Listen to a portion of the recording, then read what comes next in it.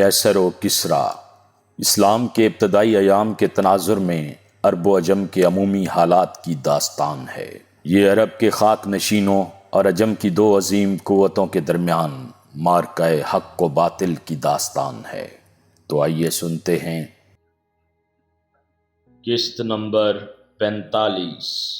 وہ اپنے راستے میں بچھے ہوئے بیش قیمت قالینوں اور ان پر بکھرے ہوئے پھولوں کو رونتا ہوا آگے بڑھا اور شاہی رتھ پر، جس کے آگے 8 سفید گھوڑے جتے ہوئے تھے، سوار ہو گیا۔ اس نے اپنا دایاں ہاتھ بلند کیا اور لوگ نئے جوش و خروش کے ساتھ نعرے لگانے اور پھول نچھاور کرنے لگے۔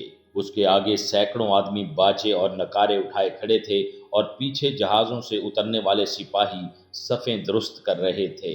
وہ اپنا ہاتھ بلند کر کے کبھی دائیں اور کبھی بائیں طرف دیکھتا، اور کبھی اس کی نگاہیں فصیل پر جمع ہونے والوں کی طرف مرکوز ہو کر رہ جاتی۔ اس کی ہر جنبش، ہر حرکت اور ہر ادا زبان حال سے اس امر کا اعلان کر رہی تھی کہ آج خدا کی دنیا میں میرے سوا کوئی نہیں۔ عاصم، جسے بلیرس کی رفاقت کی بدولت بندرگاہ پر جمع ہونے والے ہجوم سے نکلنے کے بعد فصیل کے ایک برج کے نیچے کھڑا ہونے کے لیے جگہ مل گئی تھی، غرور اور سطوت کے اس پیکر مجسم کی طرف دیکھ کر بار بار یہ کہہ رہا تھا، مجھے یقین نہیں آتا کہ یہ وہی ہرکل ہے۔ بلیرس نے کہا، میرے دوست، آج تم پہلی مرتبہ اسے ایک فاتح کی حیثیت سے دیکھ رہے ہو۔ آج تم قسطن دنیا کے کسی باشندے کو نہیں پہچان سکو گے۔ آج ساری دنیا کی ساری توانائی اور سارا غرور سمٹ کر رومیوں کے وجود میں آ گیا ہے۔ آج جب شاہی محل کی بالکنی سے تم ہرکل کی تقریر سنو گے تو یہ محسوس کرو گے کہ تم نے پہلے کبھی اس کی آواز نہیں سنی۔ عاصم اپنے دائیں بائیں ان لوگوں کی طرف دیکھ رہا تھا جو شراب کے مشکیزے اٹھائے ہوئے اپنے حکمران کی طرف دیکھتے اور انتہائی جوش و خروش کے عالم میں چند نعرے لگانے کے بعد ہر بار چند گھونٹ حلق سے اتارنے کی ضرورت محسوس کرتے تھے۔ وہاں ایسی عورتوں کی بھی کمی نہ تھی جو شراب کے نشے میں مدہوش مردوں سے بوس و کنار میں مشغول تھی۔ ایک کبھی ہیکل رومی نے ایک دوشیزہ کو کندھے پر اٹھا رکھا تھا اور وہ ہنسی سے لوٹ پوٹ ہو رہی تھی۔ ایک رومی شراب سے مدہوش ہو کر اپنے ساتھیوں سے کہہ رہا تھا، میں فصیل سے چھلانگ لگا کر باسفورس کے دوسرے کنارے پر پہنچ سکتا ہوں۔ اور اس کے ساتھی چلا رہے تھے، تم جھوٹ کہتے ہو، تم بالکل جھوٹ کہتے ہو۔ شرابی نے ایک لڑکی کی طرف متوجہ ہو کر سوال کیا، تم بتاؤ، میں جھوٹ کہتا ہوں؟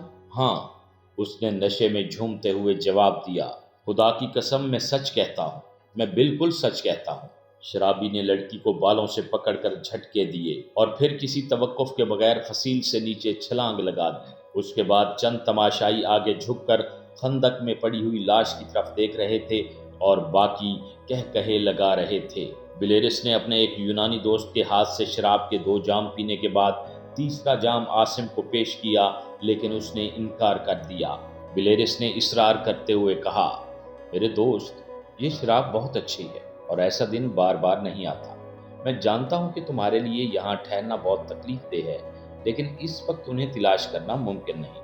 مجھے یقین ہے کہ فسطینہ انطولیا اور جولیا کے ساتھ ہوگی اور وہ جلوس کے اختتام سے قبل گھر نہیں پہنچیں گی۔ چند گھونٹ پینے کے بعد تمہاری پریشانی دور ہو جائے گی۔ عاصم نے جواب دیا، قید کے ایام میں کسی ایسے نشے کی ضرورت محسوس کرتا تھا جو مجھے ہمیشہ کے لیے دنیا و ما فیہا سے بے خبر کر دے، لیکن آج میں مدہوش ہونے کی ضرورت محسوس نہیں کرتا۔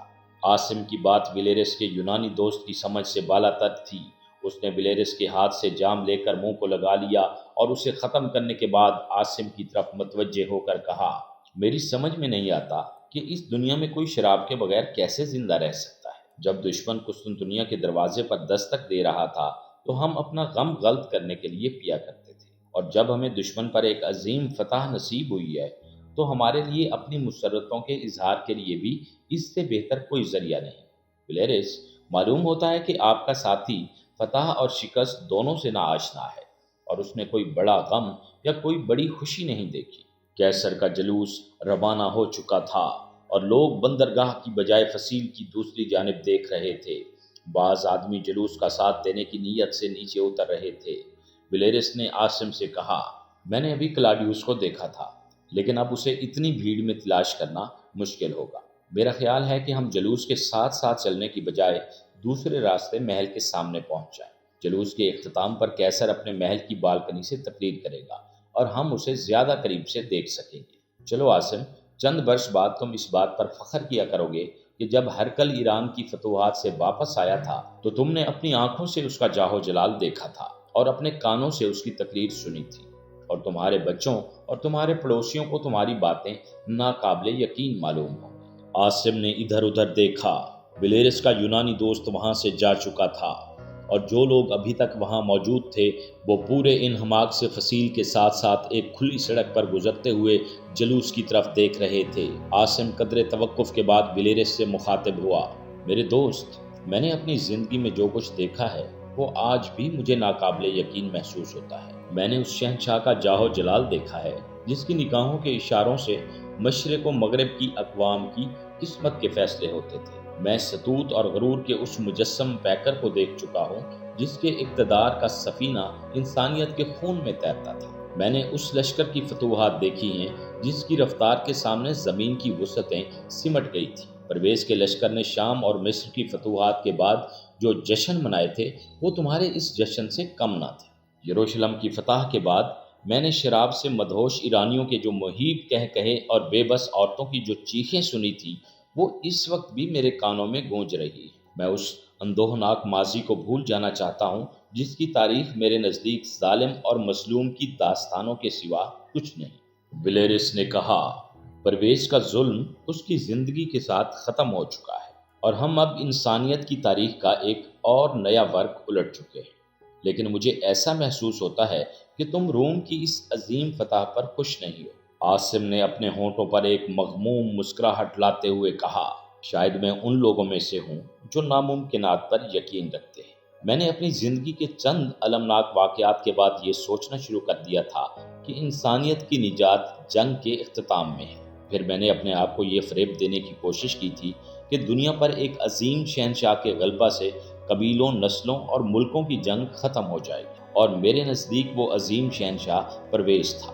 لیکن مجھے معلوم ہوا کہ طاقت ایک جابر انسان کو انصاف کی طرف مائل نہیں کرتی بلکہ اور زیادہ جابر بنا دیتی ہے، اور میں پرویز کے لشکر کا ساتھ دے کر صرف اپنی انا کی تسکین کا سامان مہیا کر رہا تھا۔ پھر جب حادثات مجھے حبشہ کے راستے سے موڑ کر قسطنطنیہ لے آئے اور میں ایران کے ظالم حکمران کا ساتھ چھوڑ کر روم کے مظلوم حکمران کا طرفدار بن گیا تو میری سب سے بڑی خواہش یہ تھی کہ روم اور ایران کی جنگ مزید خون ریزی کے بغیر ختم ہو جائے اور کم از کم آبنائے فاسفورس کے اس پار بسنے والے تباہی کے اس سیلاب سے بچ جائے جس کی ہولناکیاں مشرقی ممالک کے باشندے دیکھ چکے تھے۔ لیکن صلح کے لیے سین کی کوشش کامیاب نہ ہو سکی۔ اس کے بعد قیصر کی فتح میرے نزدیک ایک معجزہ تھی، اور میں نے قید سے رہا ہونے کے بعد یہ محسوس کیا تھا قیصر کی یہ غیر متوقع کامیابی امن اور عدل و انصاف کے متعلق سین کے سپنوں کی تعبیر ہے۔ لیکن آپ برا نہ مانیے، ابھی تھوڑی دیر قبل جب میں قیصر کو رتھ پر سوار ہوتے دیکھ رہا تھا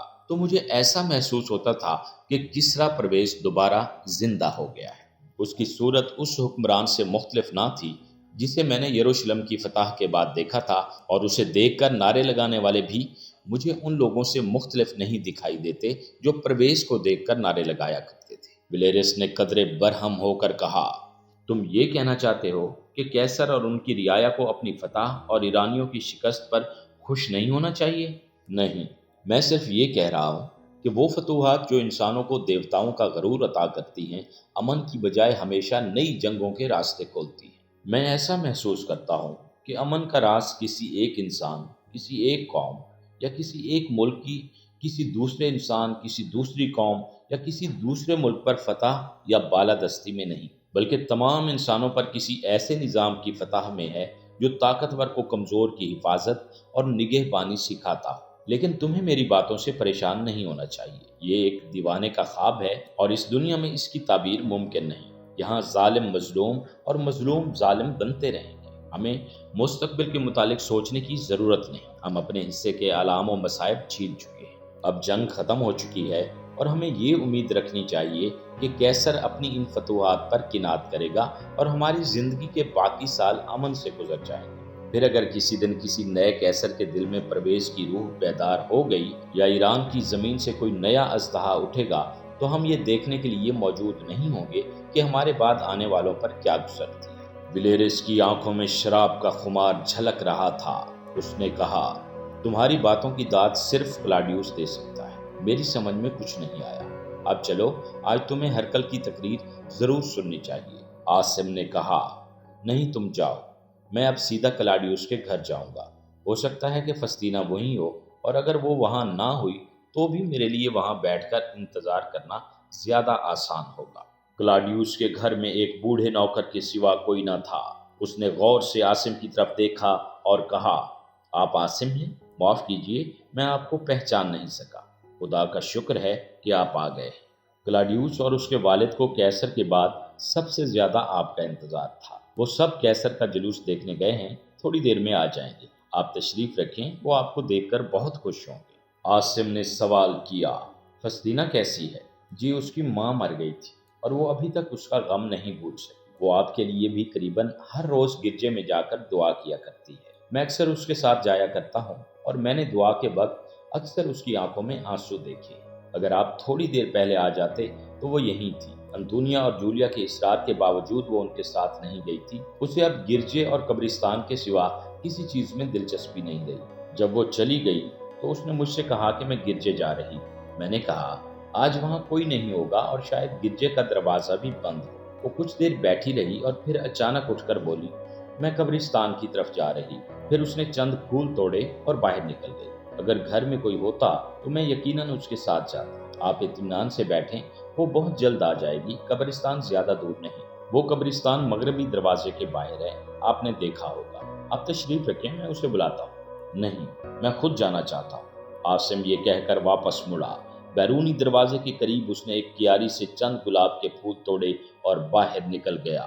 تھوڑی دیر بعد وہ مغربی دروازے سے باہر ایک قبرستان کے اندر داخل ہوا۔ وہاں ایک ٹیلے کے دامن میں اسے دور سے ایک سیاہ پوش عورت دکھائی دی۔ وہ بھاگ کر آگے بڑھا، رکا اور پھر کبھی تیز اور کبھی سست رفتار سے ٹیلے پر چڑھنے لگا۔ اس کا دل دھڑک رہا تھا اور اس کی ٹانگیں لڑکھڑا رہی تھیں۔ فسطینہ نے اچانک مڑ کر دیکھا اور عاصم کے پاؤں زمین سے پیوست ہو کر رہ گئے۔ چند ثانیے وہ پتھرائی ہوئی آنکھوں سے ایک دوسرے کی طرف دیکھتے رہے۔ پھر زندگی کے پرسکون سمندر میں اچانک ایک طوفان اٹھا اور وہ بے اختیار ایک دوسرے سے لپٹ گئے۔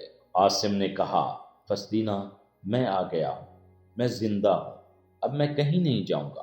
اور فسطینہ کے لرزتے ہوئے ہونٹوں سے سسکیوں کے سوا اور کوئی آواز نہ نکلی۔ پھر یہ دبی دبی سسکیاں بند ہونے لگیں اور عاصم اپنے سینے پر اس کے آنسوؤں کی نمی محسوس کرنے لگا۔ اچانک اس نے ایک کپکپی لی اور عاصم سے جدا ہو کر ایک قدم پیچھے ہٹ گئی۔ عاصم نے آگے بڑھ کر ایک ہاتھ سے اس کی ٹھوڑی اوپر اٹھانے کی کوشش کرتے ہوئے کہا، فسطینہ، میری طرف دیکھو، میں سچ مچ زندہ ہوں۔ لیکن فسطینہ نے دونوں ہاتھوں سے اپنا چہرہ ڈھانپ لیا اور ایک بچے کی طرح پھوٹ پھوٹ کر رونے لگی۔ عاصم نے رندھی ہوئی آواز میں کہا، کاش میں تمہاری کھوئی ہوئی مسرتیں واپس لا سکتا۔ یہ تمہاری ماں کی قبر ہے؟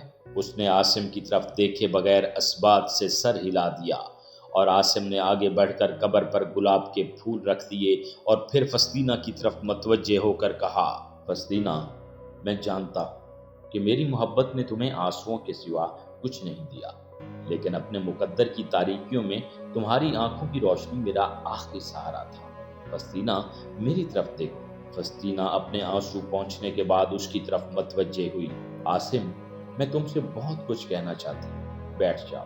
وہ گھاس پر ایک دوسرے کے سامنے بیٹھ گئے اور فسطینہ نے کچھ دیر سر جھکا کر سوچنے کے بعد کہا، میں اسی دن کے لیے دعائیں کیا کرتی تھی اور میری سب سے بڑی خواہش یہی تھی کہ مرنے سے پہلے ایک بار تمہیں دیکھوں۔ مجھے یقین تھا کہ تم ضرور آؤ گے۔ اب مجھے خدا کے ساتھ اپنا وعدہ پورا کرنے کے لیے تمہارے سہارے کی ضرورت ہے۔ میری بات غور سے سنو عاصم۔ اپنے باپ کی المناک موت کی خبر سننے کے بعد میں نے یہ محسوس کیا تھا کہ انہیں میرے گناہ کی سزا ملی ہے، اور میرا گناہ یہ تھا کہ میں نے ایک راہبہ کی مقدس زندگی پر دنیاوی زندگی کی لذتوں کو ترجیح دی تھی۔ میں نے یروشلم کی سب سے بڑی خانقاہ کے بشپ کی باتوں کا مذاق اڑایا تھا۔ میں نے راہبہ بننے سے اس لیے انکار کیا تھا کہ میرا باپ ایران کی فوج کا ایک بہت بڑا عہدہ دار تھا اور میں ایک عیسائی ماں کی بیٹی ہونے کے باوجود ایک فاتح قوم کے ساتھ تعلق رکھتی تھی۔ میری ماں کو یہ بات پسند نہ تھی کہ میں جیتے جی اس دنیا سے کنارہ کش ہو جاؤں۔ وہ خانقاہ کو قبر سے زیادہ بھیانک سمجھتی تھی، لیکن مرتے وقت اسے بھی اس بات کا شدت سے احساس تھا کہ مجھے راہبہ بننے سے روکنا اس کی زندگی کا سب سے بڑا گناہ تھا۔ ماں کی موت کے بعد اپنے گناہ کا کفارہ ادا کرنے کا حتمی فیصلہ کر چکی تھی۔ صرف تمہارا خیال میرا راستہ روکے ہوئے تھا۔ انطونیا مجھے سمجھایا کرتی تھی کہ جب عاصم واپس آئے گا تو تمہارے بغیر اس کا کیا حال ہوگا۔ راہبہ بننے کے بعد تم اس کے ساتھ بات تک نہیں کر سکو گے۔ تو جب تم نہ آئے تو میں نے یہ محسوس کیا کہ تمہاری قید کی طوالت بھی شاید میرے گناہ کا نتیجہ ہے۔